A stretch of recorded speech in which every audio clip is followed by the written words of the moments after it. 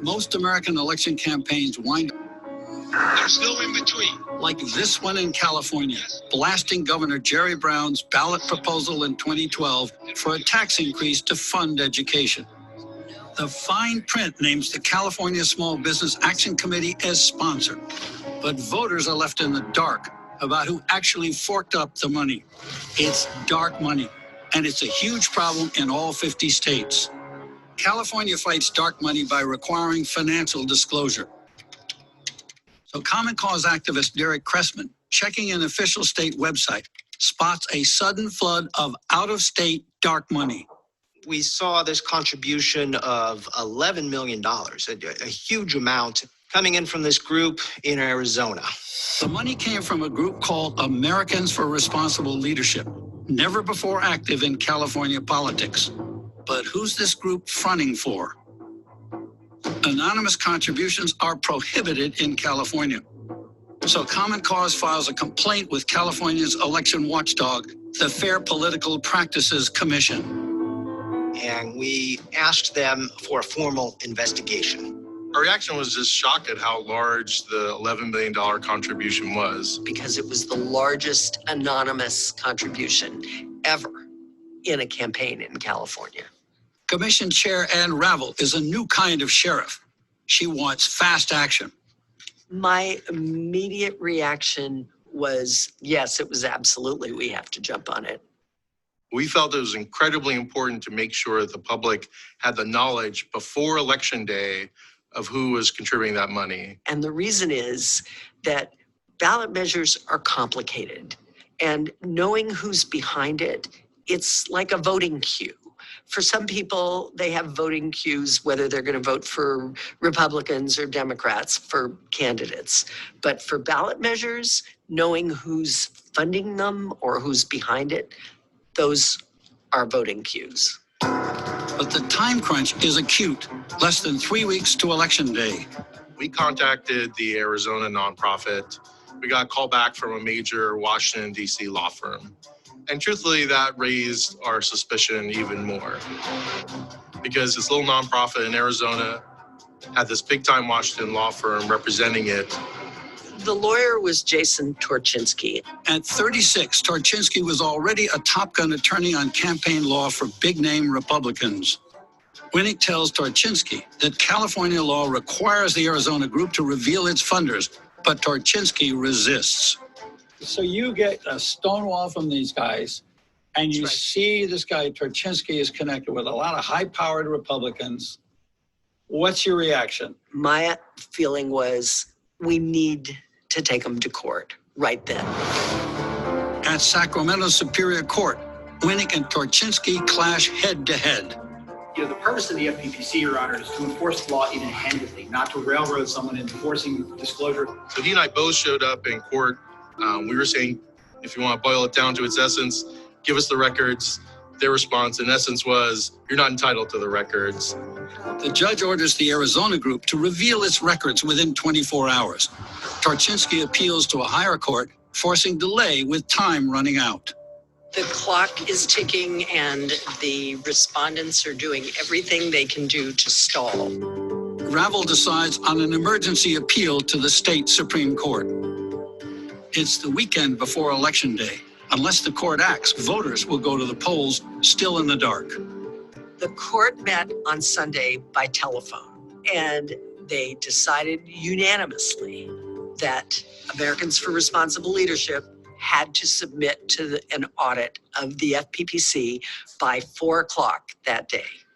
So we get on a call Sunday night, 11:30, probably East Coast time.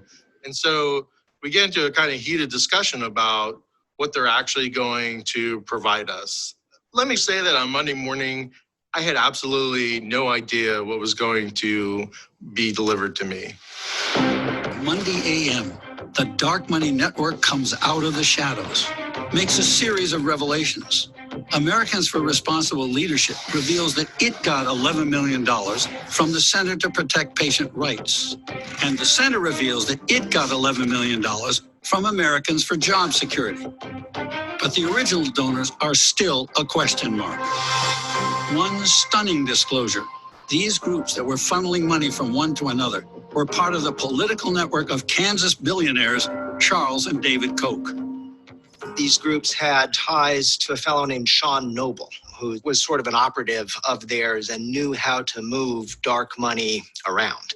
You could clearly see that the money was intentionally hopping from one nonprofit to another, all with names that mean nothing to anyone and no real charitable purpose, all for the purpose of concealing donors.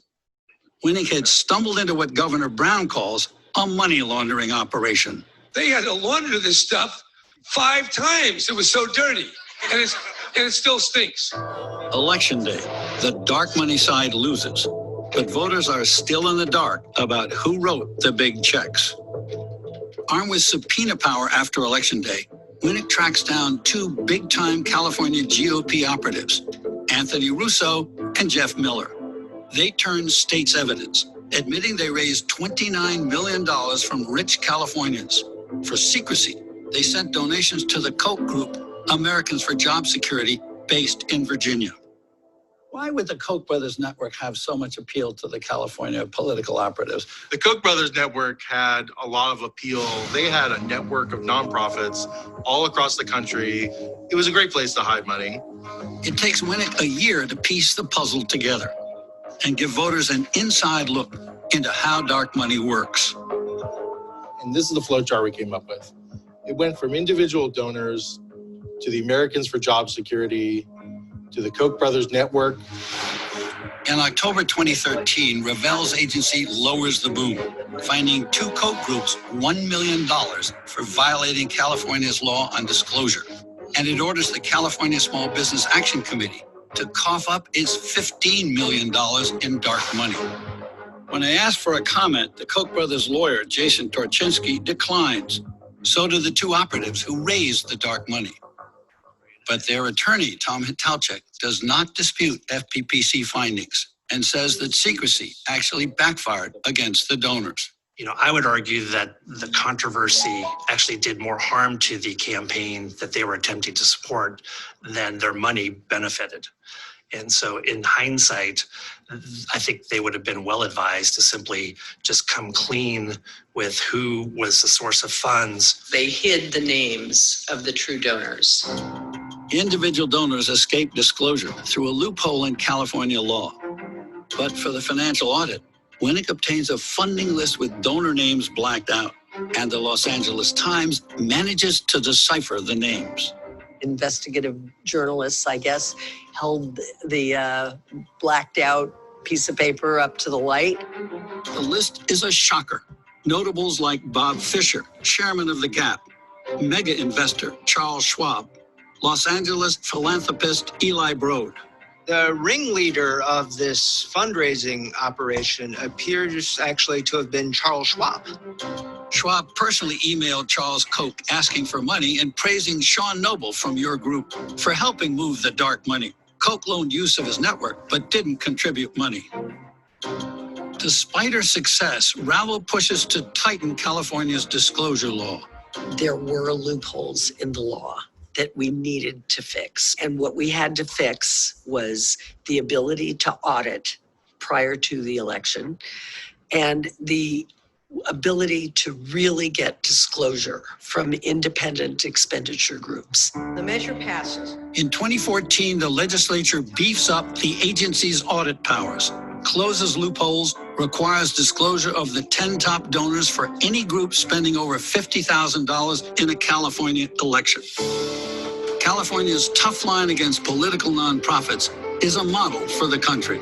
I think toughening the law is a deterrent and will make those committees think more carefully about what they do. Absolutely.